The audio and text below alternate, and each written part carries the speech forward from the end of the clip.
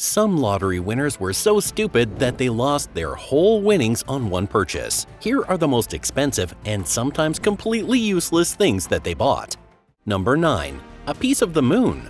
The first on the list is David Copeland. In 2004, David won about £1 million in the UK National Lottery. He lived in Hertfordshire, worked as a chauffeur, and didn't suddenly turn flashy. But one purchase made headlines around the world. David bought land on the moon. After that, he bought plots on Mars and Venus. The total price was just over £100, purchased through companies selling novelty space deeds. He framed the certificates and proudly told reporters he owned part of the solar system. Legally, it meant nothing. International space law makes it clear that no individual can own celestial bodies. These companies have zero authority. You cannot build there. You cannot sell it. You cannot even visit it. What makes this story interesting is the mindset. David himself admitted he liked the idea of owning something no one else had. Unlike many winners, he didn't blow the rest. He stayed in the same house, ate cheaply, and went back to work. But that lunar purchase became famous because it shows how fast lottery money can drift into fantasy spending, even when someone is otherwise careful. While David's money mostly survived, the next winners didn't, because he didn't buy fantasy land. He bought himself a TV spotlight.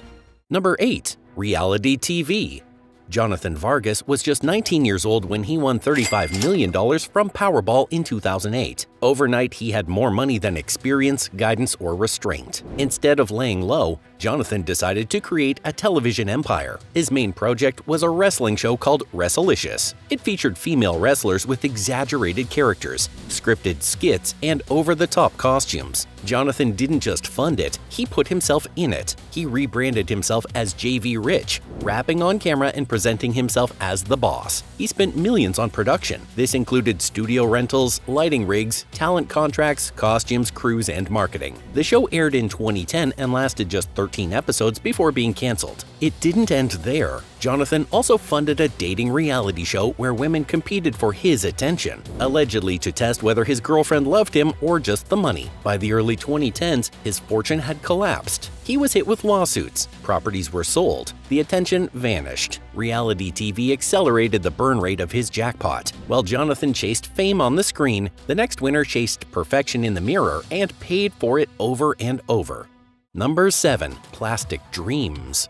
Callie Rogers was 16 years old when she won £1.87 million in 2003. She became the youngest lottery winner in UK history. She had no financial training, no long-term protection, and intense media attention followed immediately. Within a few years, Callie spent tens of thousands of pounds on cosmetic surgery, more pressure to stay visible. The spending didn't stop at surgery. She admitted later to blowing money on designer clothes, partying, cocaine, and constantly paying for friends' nights out. At one point, she said she gave away hundreds of thousands just to keep people around her. By her mid-20s, most of the money was gone. Callie later said the fame was overwhelming and that the spending was driven more by insecurity than enjoyment. Today, she lives quietly, has children, and has publicly said she's happier without the money. Now, the next winner on our list tried to buy celebrity status and failed miserably.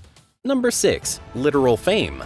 Roger Griffiths won about £3.2 million in the UK National Lottery in the late 1990s. He didn't want luxury, he just wanted to be famous. Roger had an old band from his college days, and the lottery win convinced him it was time to turn them into stars. He paid for professional recording studios, music videos, press coverage, touring costs, and luxury cars to sell the image. For a moment, it worked. The band appeared in magazines. They played shows. They looked successful, but audiences didn't connect, and money cannot buy fans. While funding the band, Roger also lived as if the fame were permanent. Expensive cars, holidays, and high-end living. When the project collapsed, he lost the money. Eventually, he lost the house, separated from his wife, and ended up with nothing to show for the fame experiment. He later admitted he believed the money would create success instead of supporting something real. His fame drained millions, but the next winner didn't chase attention or image. He tried to change the law.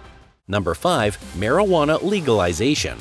Bob Erb won 25 million Canadian dollars in 2018 from the Lotto Max in Canada. Unlike most winners, he already knew exactly what he wanted to do with the money. Bob was a longtime cannabis activist who had been smoking since the 1970s. When legalization debates intensified in Canada, he decided his jackpot would fund the movement. He donated millions to marijuana legalization campaigns. sponsored 420 rallies, funded advocacy groups, and paid for national events. From the outside, it looked reckless, but Bob saw it as a purpose. He said the lottery gave him the ability to fight harder. Financially, it was a disaster. Activism burns money fast, and political victories don't come with refunds. Over time, the fortune thinned dramatically. Bob didn't regret it, but the jackpot didn't survive the cause.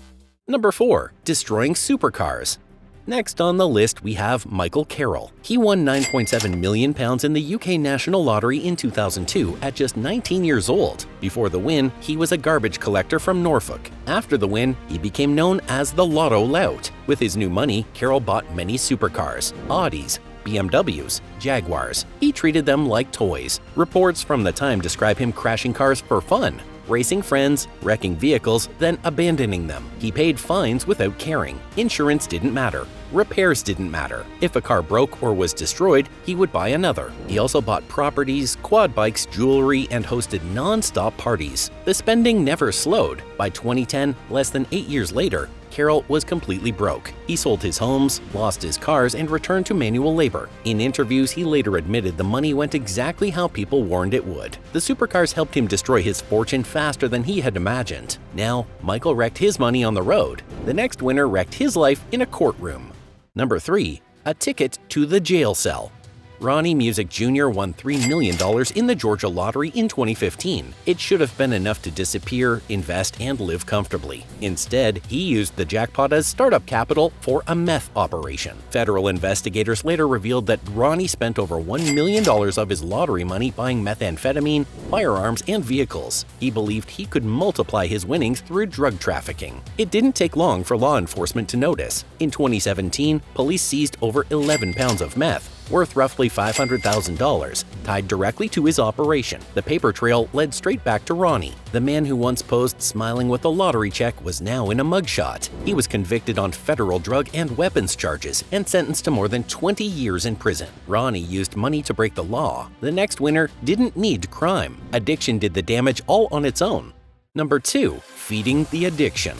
Willie Hurt won $3.1 million in the Michigan lottery in 1989. For a while, it looked like success: new homes, cars, helping family. But Hurt struggled with drug addiction, and the sudden wealth made it worse. He spent heavily on drugs, unstable relationships, and reckless decisions. Over time, the money drained away. Legal trouble followed him, and his family ties collapsed. In the mid-1990s, Hurt was charged with murder related to a woman's death. Although the case was later dismissed, the damage to his life was permanent. The reputation never recovered. Neither did his finances. Years later, reporters found Hurt living in poverty, far removed from the man who once held millions. No mystery, no single bad purchase, just a jackpot feeding an addiction until nothing was left. Willie lost everything slowly. The final story shows how fast money can vanish when the spending has no ceiling.